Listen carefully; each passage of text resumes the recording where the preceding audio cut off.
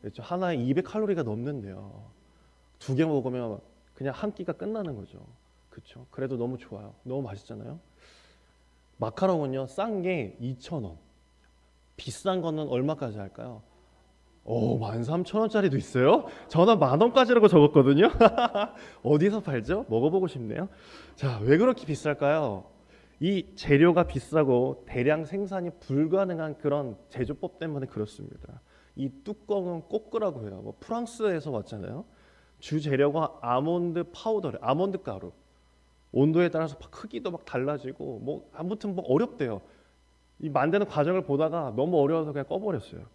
재료가 어떤 게 들어가냐에 따라서 맛이 아주 천차만별로 제조법에 따라서 달라진다고 합니다.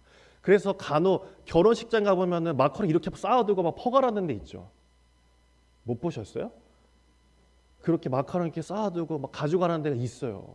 그리고 그 마카롱을 맛을 보면요, 뭔가 이상해. 내가 상상했던 맛이 안 나오죠. 왠지 제사상에 올라가는 그 설탕 그 있죠. 제가 제사를 안 드려봐서 모르겠지만 그런 상상이 됩니다. 그렇죠?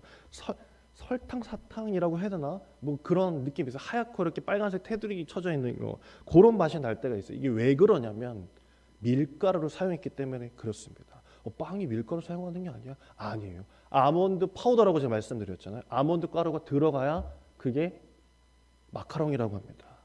싸게 만들 수 있는 것은요, 제조법을 어긴 거래요. 그래서 싼 마카롱은 이미 마카롱이 아니다라고 그 주인들이 이야기를 하는 걸 들었습니다. 싼 마카롱은 마카롱이 아닌 것처럼 하나님 앞에서 쉽고 싼 믿음은 없는 것입니다. 예수님의 그 숭고한 뜻을 저버리지 않고 지켜내려면 내 시간과 헌신이 들어가지 않고서는 이루어지지 않는다는 것을 우리는 잊지 말아야 하는 것입니다. 언뜻 보기에는 좁은 문하고 넓은 문 있습니다. 들어가는 것, 저기가 참 쉽겠어. 저기는 좀 어렵겠어. 이미 정해져 있는 것 같지만요. 좁다고 안 들어가시겠습니까? 구원의 문이라는 걸 알고 있는데 좁다고 들어가지 않으시겠습니까? 좁은 문으로만 들어가야만이 구원이 있다라고 말씀합니다. 구원은 예수 그리스도에게만 있는 줄 믿으시길 바랍니다. 구원은 하나님께서 우리에게 영원토록 약속하신 바입니다. 그걸 어기면 안 되는 거예요. 그걸 어기고 편법을 쓰거나 돌아가게 되면 싼 마카롱이 된 것처럼 싼 믿음으로써 주님 앞에 진정한 구원을 받지 못한다는 것입니다. 기억해야 할 것은 우리만 믿음 지키려 애쓰는 것이 아니라는 것입니다. 하나님께서도 애쓰고 계십니다. 구원이라는 약속을 지키시려고 날마다 예수 그리스도를 십자가에 못 박으시고 자신의 살을 깎아내시는 하나님이 계시다는 것을 오늘 이 시간 깨닫고 믿으시는 저와 여러분에게 간절히 소망합니다. 하나님의 구원의 역사는요, 약속 그 언약에서부터 시작됐다라고 말할 수 있습니다. 창세기 12장에서 하나님께서는 아브라함에게 너에게 큰 민족을 이루게 하겠다라고 말씀하십니다. 그리고 출애굽하는 그 백성들, 그 민족도 다 너희의 백성이 될 것이다. 400년간 노예로 있지만은 많은 재물을 가지고 나오게 될 것이다 라고 말씀해 주셨습니다. 그런데 민족을 이루려면 아들 하나를 주시고 말씀을 하셔야 되는데 그 자식 하나 주시지 않았습니다. 그리고 그 약속을 하신 이후에 20년이나 흘렀지만 깜깜무소식이었습니다. 그래서 아브라함은 양자 엘리에셀을 자신의 양자로 드릴까? 자신의 종이었죠. 아니다. 나는 사라를 통해서 분명히 너의 대를 이을 것이다. 혹시 하갈인가? 라고 해서 하갈과 동침하기도 하게 되어서 이스마엘이 나오게도 되었습니다. 사람이 하나님의 약속을 바라보는 관점이 이렇다는 거예요. 여기서 매우 중요한 사실은 하나님의 축복은 완전하다는 것입니다. 헛된 말로 정품이에요. 정품. 가품이 없어요. 삥 돌아가는 것도 아니고 꿰부리는 것도 아니에요. 하나님의 말씀은 한 획 보탤 것도 뺄 것도 없는 완전 무결한 말씀이라는 것이에요. 사람이 그렇지 못하다는 거죠. 하나님은 완전 무결하지만 우리가 하나님의 약속을 맺고 나서 그렇지 못하고 산다는 게 문제인 것입니다. 우리는 하나님을 믿지 못할 때 믿음이 흔들릴 때마다 편법을 씁니다. 기도하고 있으면서도 다른 이에게 전화도 하고 기도하고 있으면서도 다른 궁리를 해보고 돌아가려 하고 깨부리려고 합니다. 결국 하갈이라는 편법을 쓰게 된 게 아브라함의 모습이었습니다. 이들의 모습을 통해서 사람이 언약을 지켜내려 하니 안 되는 것을 볼 수 있다는 것입니다. 우리가 약속을 할 때요, 이런 노래도 있죠. 새끼손가락 고리 걸고 꼭꼭 뭐라고 하죠? 약속해라고 합니다. 다 알고 있어요. 이거는 뭐 미국이나 유럽, 뭐 일본 또 다 이렇게 알고 있습니다. 손가락 걸면은 약속하는 거다. 미국에서는 이건 핑키 스웨어라고 이렇게 이야기합니다. 일본에서는 유비키리라고 이렇게 부르기도 한다고 하죠. 이게 무슨 뜻이냐면 이 새끼손가락 걸고 너가 약속을 했는데 만약에 지키지 못하면 너 새끼손가락 잘라라 라는 거예요. 일본 사람들이 무섭잖아요. 그렇죠? 막 갑자기 와 이렇게 와 이렇게 하고 막 무서운 사람들이 있잖아요. 희생과 손해 없이 약속을 못 지킨다라는 거예요.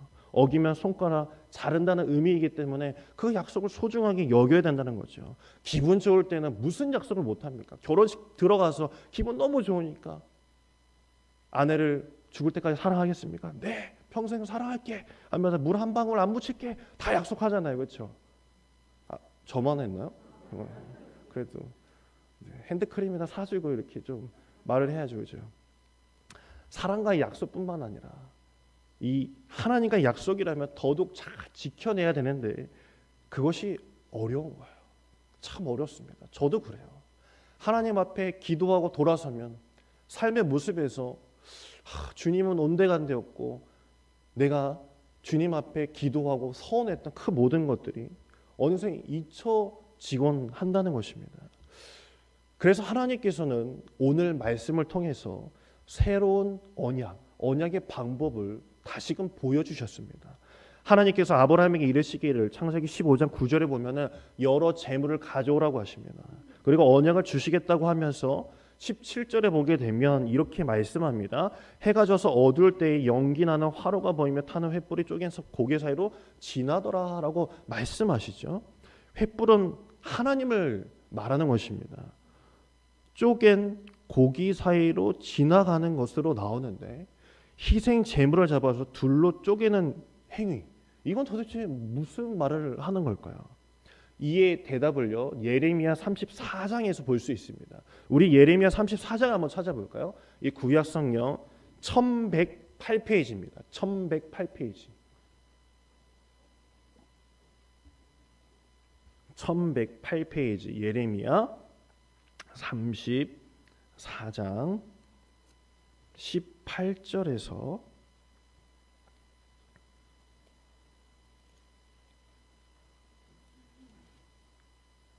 20절까지 말씀입니다.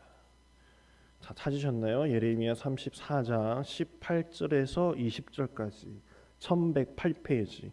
자, 송아지를 18절, 19절, 20절 같이 읽겠습니다. 시작. 송아지를 둘로 쪼개고 그 두 조각 사이로 지나매 내 앞에 언약을 맺었으나 그 말을 실행하지 아니하여 내 계약을 어긴 그들을 곧 송아지 두 조각 사이로 지난 유대와 고관들과 예루살렘 고관들과 내시들과 제사장들과 이 땅 모든 백성을 내가 그들의 원수의 손과 그들의 생명을 찾는 자의 손에 넘기리니 그들의 시체가 공중의 새와 땅의 짐승의 먹이가 될 것이며. 아멘.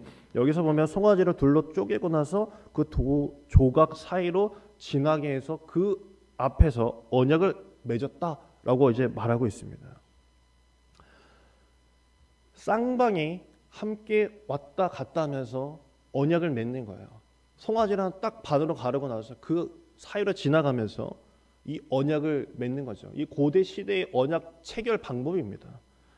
즉 만일 약속을 어기게 된다면 손가락만 이렇게 팍 자르듯이 이 쪼갠 재물과 같이 될 것을 너가 나와 약속해야 된다 라는 것을 말하는 것이에요. 그래서 예레미야 34장에서 읽었던 것처럼 너희가 지키지 못했기 때문에 내가 너희의 생명을 다 이방인들에게 넘길 것이다 라고 말씀하는 부분이 나오는 것이죠. 현대로 말하면 이 맹세, 계약에 대한 사인을 하는 것이라고 말할 수 있는 것입니다. 18절, 우리 창세기 15장 18절을 보게 되면요, 이렇게 말씀합니다.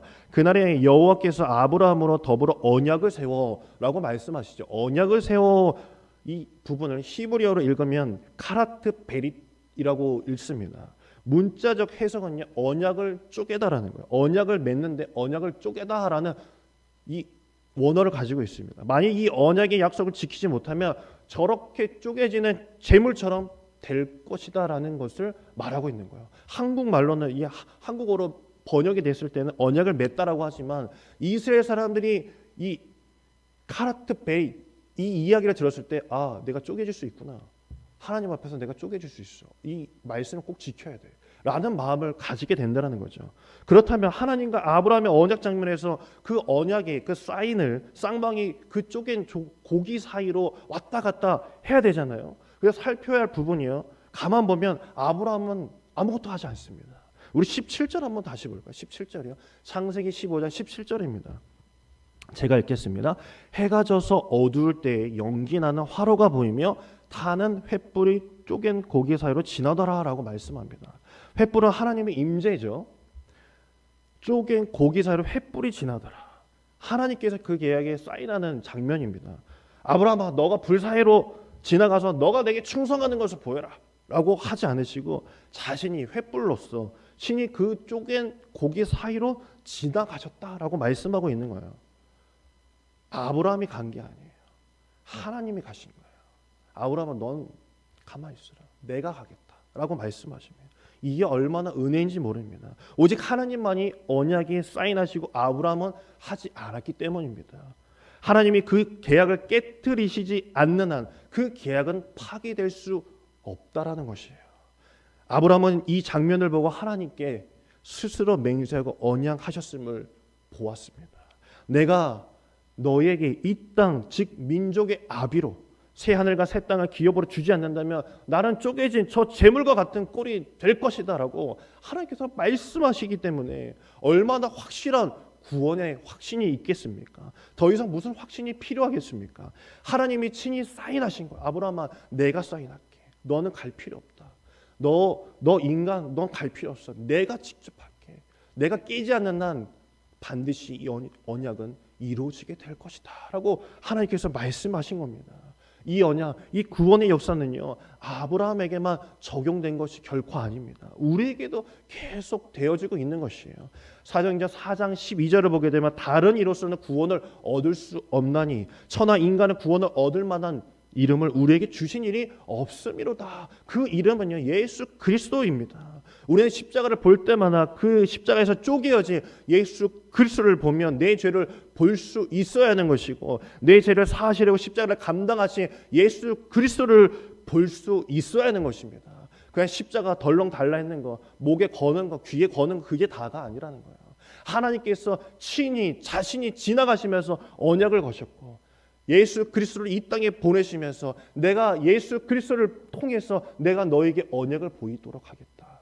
내가 너희를 포기하지 아니하고 예수를 통해서 구원하겠다라고 말씀하신 것이 바로 십자가라는 것입니다. 이 모든 것은 인간의 열심과 의지가 아닌 전적인 하나님의 열심이 있기 때문에 가능한 것입니다.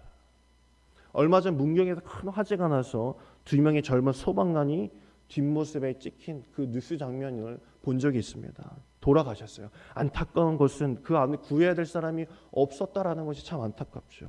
주변인들이 말했습니다. 사람이 있다는 소리에 망설임 없이 들어갔다라고 말이죠. 여러분, 그곳은요, 숨도 쉬기도, 그 뜨거운 열기 때문에 서 있기도 어려운 불구덩이였습니다. 그곳에 그냥 들어간 거예요. 망설임 없이. 저는 두 소방관을 보면서 오늘 말씀을 준비할 때 하나님을 떠올려 보았습니다. 하나님께서는 이 땅에 죄악으로 가득한 이 땅에 보내 계시는 이 땅에 예수, 그 아들 예수를 보내신 거예요. 얼마나 어떤 마음으로 보내셨을까요? 그 예수님께서는 그 죄로 가득한 불구덩이와 같은 이 땅에서 구해야 할 영혼이 있다고 하시면서 주여 잔을 돌리지 마시옵소서. 내가 감당하겠습니다. 라고 주님께서 기도하시며 말씀하실 때 하나님이 오케이 좋아 라고 하셨을까요? 눈물을 삼키면서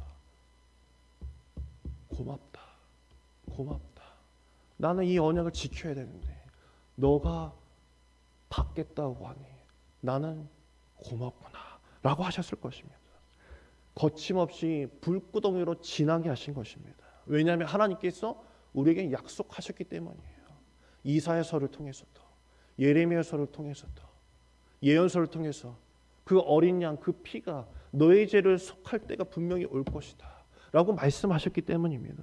우리는 그런 하나님을 믿는 것입니다. 하나님께서 우리에게 대한 사랑의 확증을 강력한 하나님의 언어 예수 그리스도를 통하여서 보여주셨기 때문에, 그래 하나님께서 우리에게 믿음을 주셨구나, 예수 그리스도를 우리에게 보여주셨기 때문에 우리는 하나님을 믿을 수 있는 존재로 살아가게 되는 것입니다.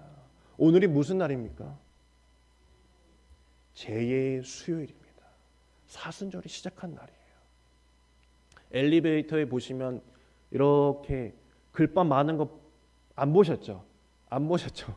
글 막 이렇게 많은 포스터, 거기에 제의 수요일이라고 적혀 있습니다. 그 종려 나뭇가지를 태운 제로 자신의 이마에다가 십자가를 그리는 거예요. 뭐 우리 개신교에는 그런 게 많지 않지만 천주교에는 그렇게 제로 이마에다가 그려주죠. 제로 돌아갈 수밖에 없는 인생인 우리를 예수 그리스도의 죽으심으로 다시금 살았다라는 그 슬픔의 죄를 기념하는 것입니다.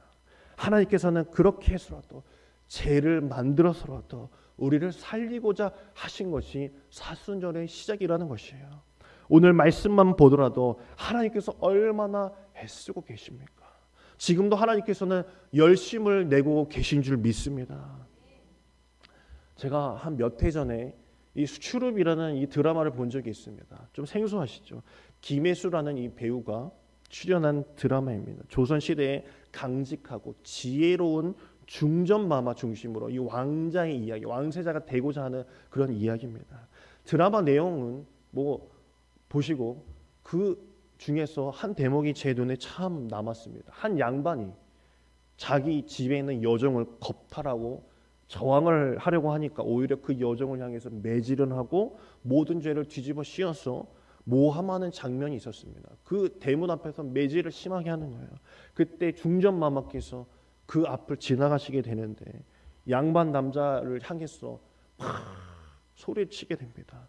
왜 힘없는 이 여종에게 모함을 하냐고 막 이렇게 소리를 치니까 그 양반 남자가 이 계집에 어디서 눈을 부릅뜨고 막 이렇게 소리를 치게 됩니다. 곧 중전마마라는 것을 알게 되고 막 엎드려서 뭐 그 양반 남자가 막 사과를 하게 되고 여종아 내가 미안했다 내가 죽이려면 나를 한 대 쳐라 막 이렇게 막 하게 됩니다.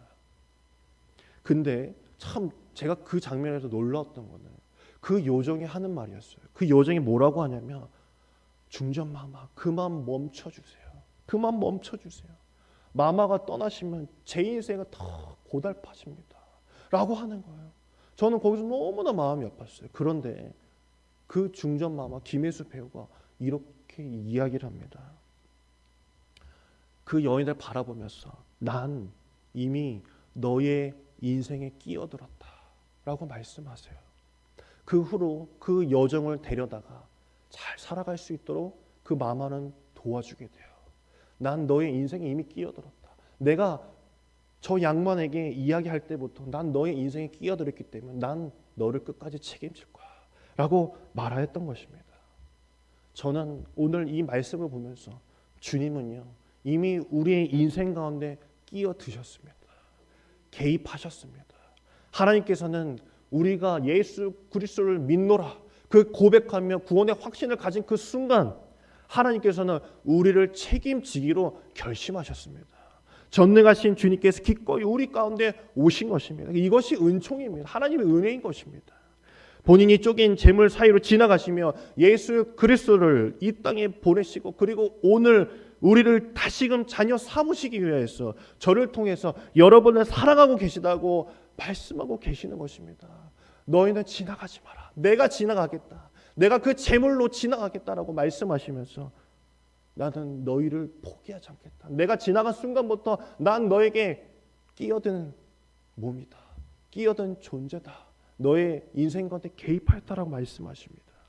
그 하나님의 은혜만을 바라볼 수 있는 저와 여러분에게 간절히 소망합니다. 그 하나님께서 여러분의 앞날에 모든 어려움과 기쁨의 순간들을 계획하고 계시는 줄 믿습니다. 그 개입하신 주님, 나를 누구보다도 사랑하시는 그 주님, 오늘도 역사하실 줄 믿으시길 간절히 소망합니다.